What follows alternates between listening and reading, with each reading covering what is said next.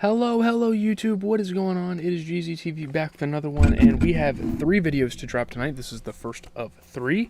Obviously you're going to get a 2K gameplay with the new Rush Zach LaVine card, and I have a big surprise coming tomorrow, so you guys don't want to miss that for 2K content. You guys probably know what I'm talking about, but yeah, we got to wait till he's actually picked by the team first. There's a hint. I mean, that kind of revealed it. But we're here to talk about the first episode of Black Mirror, a show I've kind of been wanting to follow for a long time. You know, I've heard there's a lot of sick, twisted things that happen in the show, and I'm a fan of that. I mean, as fucked up as it sounds, I watch all sorts of movies, you know, like Hereditary, Midsummer, you know, the ending of The Mist, you know, shit like that. I don't know, it just leaves like a shock value and it leaves you like emotional. I don't know, I like movies that make you feel something. I don't know. So, yeah, let's get into the plot and the critical reception. Yeah, pretty much like a Walking Dead review, which we actually have in store today too. Young Thug's dropping an album tonight, so tomorrow look out for that video. So, British Prime Minister Michael Callow, played by Rory Kinnear, is woken at night to learn that Princess Susanna, played by Lydia Wilson, a beloved royal, has been kidnapped. So the nation is kind of faced with a problem here because she's a really important part of their society. As ransom, the kidnapper demands that the Prime Minister have sexual intercourse with a pig live on national television. And that's what I'm talking about with like the sick, twisted shit that the show pulls. These demands were posted on YouTube and have been viewed by tens of thousands of people, whilst the topic is trending on Twitter. Obviously, we live in a day of social media, and this show kind of like plays on that idea. In the morning, news media stopped complying with a DSMA notice issued by the government, which requested that they not broadcast the story.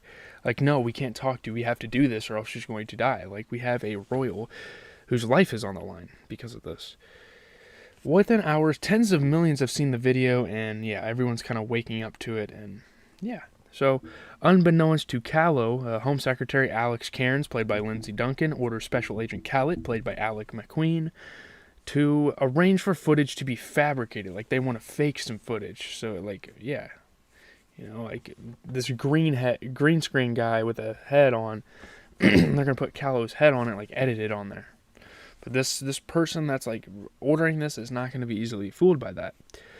So, Khaled plans for Callow's head to be superimposed on porn star Rod Senseless, played by Jay Simpson, a difficult task given the kidnapper's technical specifications for the broadcast. I mean, if they do one thing wrong, then he's gonna kill the princess. Like, this girl's life is on the line for this. And, you know, maybe there are... it kind of reminds you of, like, that thing with, like, the Joker in The Dark Knight Rises. It gives you kind of that sort of inspiration, you know? After a person at the studio tweets an image of Senseless, the kidnapper sends a news channel a severed finger and a video of Susanna writhing in pain as punishment, because he realizes that they're trying to fabricate shit when he wants things done exactly how he wants them done, you know, right? In a sharp change of opinion, a majority of the public now expect Callow to follow the kidnapper's demands, to the distress of Callow's wife Jane, played by Anna Wilson-Jones. And yeah, obviously they're like, oh shit, you have to do it now because he's actually sending threats now. Like, obviously he was sending like internet threats before, but now physical threats, you know, like severing this woman's finger, which in the end of it, and didn't it turn out to be her finger, which we'll talk about that in a little bit. That's like another one of the dark twists on the show. So meanwhile, an armed team raid a building from where the YouTube video was first uploaded, but it is a decoy. Like, they track down on YouTube where this video was taken in the area. They go there. And the journalist Maleka, played by Chetna Pandya, learned of the raid from a government staff member to whom she sent sexual explicit selfies. She kind of like blackmailed him, or like a friend with benefits type of deal. Having filmed the scene, Maleka is shot in the leg. She tries to flee. I mean, like, media members aren't like legally allowed to be a part of a situation like this. So yeah, you're gonna get shot. Like, I don't even know why you would show up. You see these guys in like chest gear and stuff. Maybe you shouldn't see them. I don't know. Karen tells Callow that he will jeopardize his public image and family safety if he refuses to comply with the kidnapper. He reluctantly agrees. He's like, yeah, I gotta do what I gotta do. I'm the prime minister. I have to, like, protect over my people. And, yeah. And it's crazy because, like, they fit a short movie in 44 minutes. I think it's great how this show operates. You know, they're all under, like, an hour, pretty much. As a deterrent to viewers, a painful tone plays before the broadcast begins. Possession of a recording will become illegal at midnight. Like, this like killer, this like criminal guy that's holding her hostage, the princess just wants to see him do it, and wants the public to kind of see him do it, to see maybe like how far the prime minister would go and how much he cares about people, you know.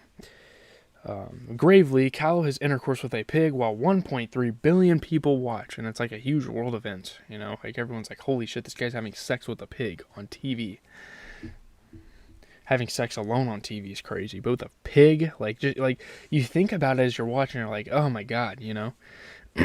Cairns is informed that Princess Susanna was released unharmed in London on the Millennium Bridge 30 minutes before the broadcast. A fact she keeps secret from Kahlo. I mean, yeah, like, once they're actually preparing and once the guy saw him, like, getting ready to actually do it and accept it, then yeah, he did send her back. Like, it's not like he was fooling him or anything. Maybe he was a little bit, you know.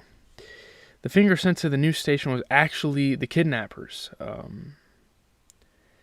which is crazy, which is psychotic. Turner Prize winning artist Carlton Bloom, who hanged himself during the broadcast. And we kind of see glimpses of him throughout the short film where he's like setting up his computer and like getting ready to like do some bondage shit. We think so anyway, and then he hangs himself. It's kind of fucked up. As Callow vomits in a toilet, ignoring Jane's phone calls, Cairns tells him that Susanna is safe and his feat was successful. A year later, Susanna is pregnant, and Callow's approval rating has improved. However, behind closed doors, he begs Jane to speak to him as she silently walks away, and there's kind of like this foreshadowing where he's not answering any of her calls, and yeah. You know? Kinnear and Duncan's performances as Michael Callow and Alex Cairns were great. So, yeah, I mean, not too much to say. It's just kind of like a short film. Mostly positive. 100% approval rating, 18 reviews, 9 out of 10. This inaugural tale of political machinations and elite perversions works as a scalding satire and a nightmare of burgeoning technology gone awry, making it a perfect sampler for viewers seeking to step through the looking glass and to keep watching this show. AV Club gave it an A. The Telegraph gave it 4.5 out of 5 stars, 4 out of 5 on Cultbox, 3.5 out of 5 on Games Radar Plus. You know, the themes of politics and social media were pretty much like prophetic throughout this film.